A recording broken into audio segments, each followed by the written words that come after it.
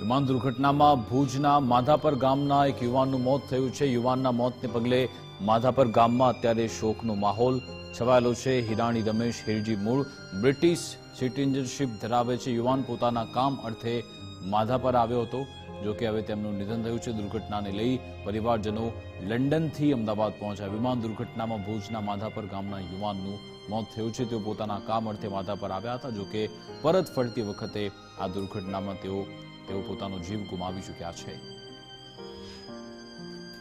અમદાવાદથી લંડન જતી ફ્લાઇટ અમદાવાદ ખાતે જે ક્રેશ થઈ છે એમાં ઘણા બધા લોકો મૃત્યુ પામ્યા છે।